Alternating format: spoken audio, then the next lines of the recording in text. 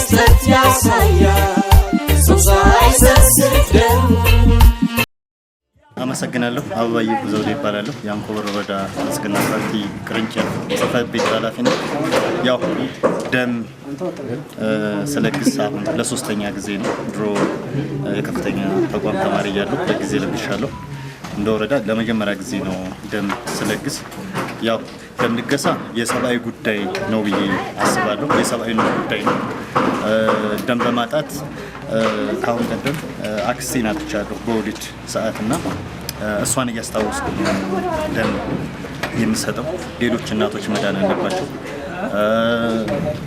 የተጎዱ ሰዎች መዳን አለባቸው። አሁን ክረምትም ስለሆነ ብዙ የትራፊክ አደጋ ይከሰታል። ነፍሰ ጡር እናቶች በደም እጥረት እንትን ይላሉ። ሌላም ከሰርጀሪ ከመሳሰሉት ነገሮች ጋር በተያያዘ ደም አስፈላጊ ነውና የሰብአዊነት ጉዳይ ነው። ብንለግሰው ደግሞ እንደ ኩላሊት አይደለም፣ ኩላሊት መስጠት ነው። ይሄ ካለን ላይ ማካፈል ነው እና ሁሉም ማህበረሰብ ደሙን እንዲሰጥ የሰብአዊነት ጉዳይ ስለሆነ ሰውን የህይወት የማዳን ጉዳይ እስከሆነ ድረስ ደም እንዲለግስ በዚሁ ጥሬን ማስተላለፍ እወዳለሁ። ስሜ መኮንን ሙልጌታ እባላለሁ። የአንኮበር ጽሕፈት ቤት ኃላፊ ነኝ። አሁን እዚህ የተገኘሁት ደም ለወገኖቼ ለመስጠት ነው። ደም ስሰጥ ለሰባተኛ ጊዜ ነው።